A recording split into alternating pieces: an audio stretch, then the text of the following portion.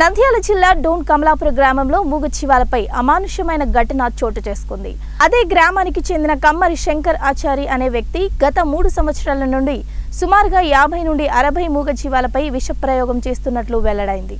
గ్రామంలో బొబ్బల శివరామరెడ్డికి చెందిన పశువులు గతంలో ఇలాగే విష ప్రయోగంతో మరణించడంతో అనుమానం వచ్చి సీసీ కెమెరాలు అమర్చడం జరిగిందన్నారు.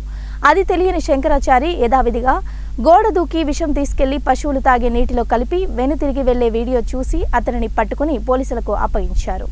కమలాపురం గ్రామానికి చెందిన శివరామరెడ్డి అనే వ్యక్తి ఇంట్లో 14వ తారీఖు నవంబర్ ఒక దూడ చనిపోయింది. ఆ దూడ చాలా మీద వాళ్ళ అనుమానం ఉందని చెప్పేసి పోలీస్ స్టేషన్లో కంప్లైంట్ చేశారు. సరే కంప్లైంట్ చేసిన తర్వాత కేసు నమోదు చేసుకుని వాళ్ళ ఇంటి పరిసరాలు పరిశీలిస్తే ఆ ఇంట్లో ఒక మామూలుగా సీసీ కెమెరా పెట్టుకున్నారు. సీసీ కెమెరా పరిశీలిస్తే దాంట్లో ఒక 14వ తారీఖు మధ్యాహ్నం సుమారు 2 గంటల ప్రాంతంలో అదే గ్రామానికి చెందిన శంకరయ్యాచార్య అనే వ్యక్తి వాళ్ళ పిట్టగోడ దూకి పశువుల దగ్గరకు వచ్చి కాసేపు గడిపి వెళ్ళాడు.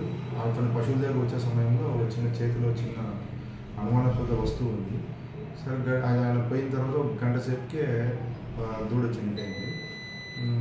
కాబట్టి అతన్ని కేసు నమోదు చేసుకుని అతన్ని కూడా పిలుచుకొచ్చి విచారణ చేస్తున్నాడు. గతంలో కూడా ఇట్లా ఆవులు చనిపోయినాయి.